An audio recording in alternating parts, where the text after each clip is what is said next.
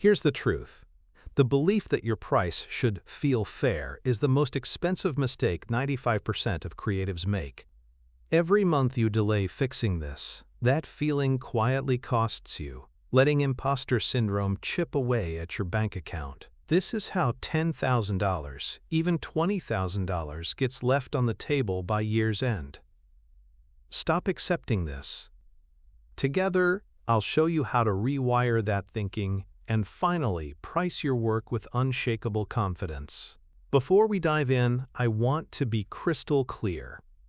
I'm a financial educator, not a licensed financial advisor. The ideas we talk about here are for educational purposes, to help you build awareness and ask better questions. This isn't personalized financial advice, so please always consult with a qualified professional for your unique situation. Okay, let's get into it. For so many of us, our work isn't just a service. It's a piece of who we are. It's our perspective, our taste, our late nights and early mornings poured into tangible form. And right there is the heart of the problem. We've been conditioned to believe there's a sacred wall between our art and commerce. On one side is our passion, our creativity, the pure stuff.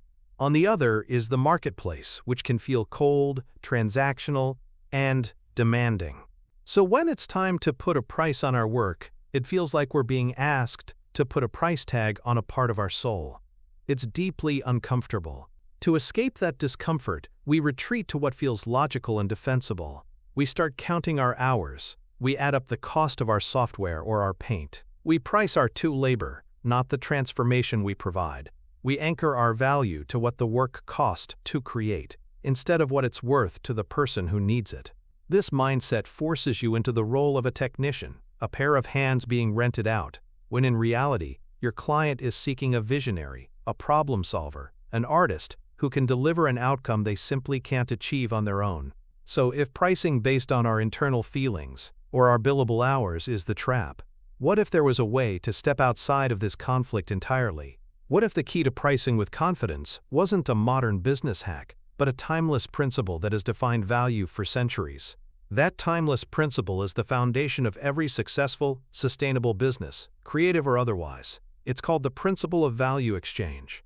It's elegantly simple, yet profoundly transformative once you truly internalize it. The principle of value exchange states that the price of something is not determined by the cost to produce it, but by the perceived value it delivers to the recipient. Let that sink in for a moment. Your price is not about your hours, your software subscriptions, or the emotional labor you invested. It's about the outcome. It's about the transformation you create for your client. This single shift in perspective is the key to unlocking your confidence. It detaches your personal worth from the equation and anchors the price to something objective and external, the client's result. The question is no longer the agonizing "what am I worth?"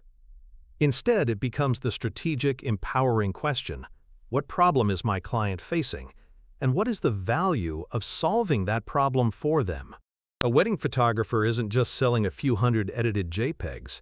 They are selling the permanent, beautiful capture of a once-in-a-lifetime memory that will be cherished by a family for generations. A brand designer isn't just selling a logo file. They are selling trust, recognition, and the visual foundation that could help a business attract its first $100,000 in revenue.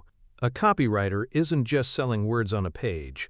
They are selling clarity, persuasion, and a direct connection to a customer's needs that drives action. When you start thinking this way, everything changes. You move from being a service provider, paid for your time, to a strategic partner, invested in for your results. This is the bedrock of a sustainable creative career because it aligns your financial success directly with your client's success. It attracts better clients, those who understand and appreciate the real impact of your work, and allows you to build a business that doesn't just survive, but truly thrives, giving you the resources to rest, grow, and continue creating your best work without burning out. Now, I know this can feel a bit abstract, talking about outcomes and transformation. To make this principle tangible, let's use an analogy from a world we all understand intimately as creators. Imagine you're holding a camera. For a moment, let's forget about your client and just focus on the tool in your hands. When we price based on our hours and expenses, it's like we've turned that camera's lens around and pointed it directly at ourselves. The entire field of view is filled with hours buas, our gear, our software subscriptions, our rent, our exhaustion from that late night. We're meticulously documenting our own struggle. The focus is sharp on our effort, and the background, where the client and their needs are, is completely blurred out. We're creating a perfect portrait of our costs. Now take a deep breath with me, and let's turn the camera around. Suddenly the world opens up. Your focus is no longer on yourself, but on the subject in front of you. You start asking fundamentally different questions. Not, how long will this take me? But, what story does my client need to tell? Not, what are my material costs? But, what is the most powerful way to capture this feeling for them? You move from being a technician documenting your labor to an artist composing a solution. The value is no longer in your process.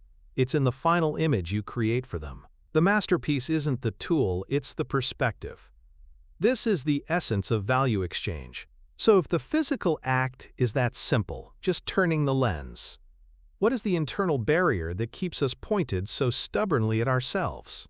That barrier is a story we've told ourselves for generations. The myth of the starving artist. We've romanticized the idea that true art is somehow separate from, or even corrupted by, commerce. This narrative forces us into a passive role. As the artist, our job is to create. We then hope and wait for the world to recognize our value and bestow a fair price upon us. We become passengers in our own careers, waiting for permission to be compensated. The shift required is a change in identity. It's the move from being a passive artist to a proactive, creative professional. A creative professional understands that business isn't the enemy of art, it's the engine that sustains it. They don't see pricing as a dirty word, but as a crucial tool for building a practice that honors both their craft and their well-being.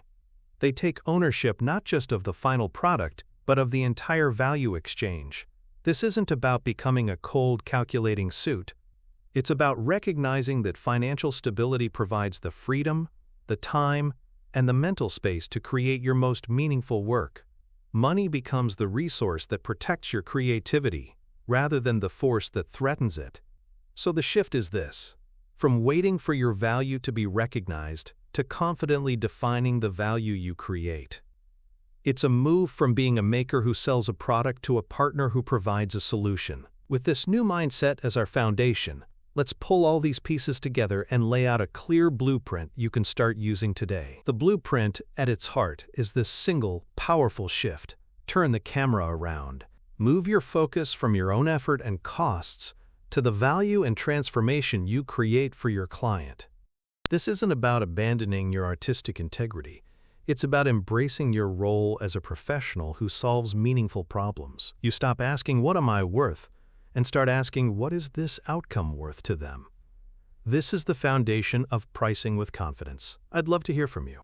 In the comments below, share one specific problem you solve for your clients.